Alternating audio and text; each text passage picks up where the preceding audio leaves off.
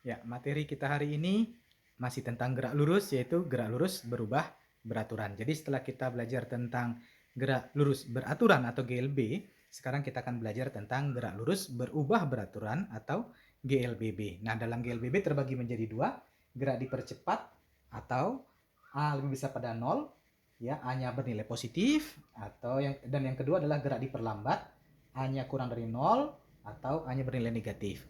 A sendiri adalah percepatan. Nah, percepatan itu terbagi menjadi dua. Kalau dia bernilai positif berarti lagi ditingkatkan kecepatannya atau sering disebut lagi dipercepat. Sedangkan kalau dia A-nya bernilai negatif berarti dia sedang diperlambat. Nah, kalau dipercepat misalkan sebuah kendaraan itu sedang digas, maka kecepatannya akan bertambah. Itu disebut dengan A positif atau gerak dipercepat. Sebaliknya ketika diperlambat, misalkan dengan direm, kecepatannya akan menurun, maka A-nya akan bernilai negatif atau minus. Itu disebut dengan gerak yang diperlambat, yaitu yang kedua.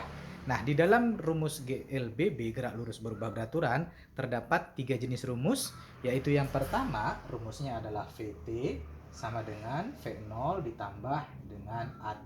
Ini rumus yang pertama ya. Rumus ini adalah yang paling sering digunakan nanti. Yang kedua adalah VT kuadrat sama dengan V0 kuadrat ditambah 2AS.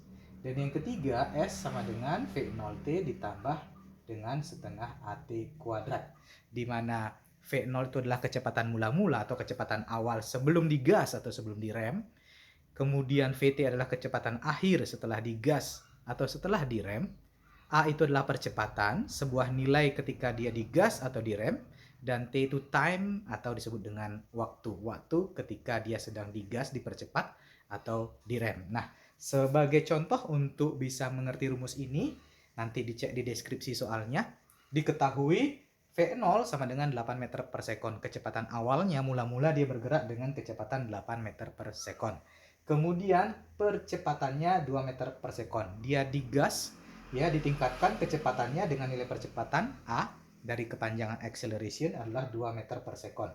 Dan ditingkatkan kecepatannya atau digas dalam 4 detik. Berarti nanti kecepatan awalnya jadi berapa, itu yang harus kita cari. Maka kita gunakan rumus yang pertama tadi. Ini rumus yang pertama, yang paling sering. Ini yang kedua, dan ini yang ketiga.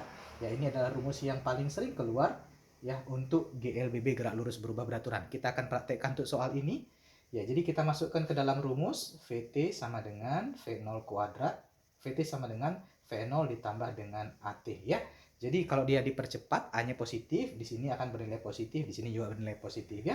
Kita masukkan 8, karena satuannya SI kita nggak perlu tulis di dalam mengerjakan soal. Cukup pada diketahui, karena sudah satuan internasional semua ya.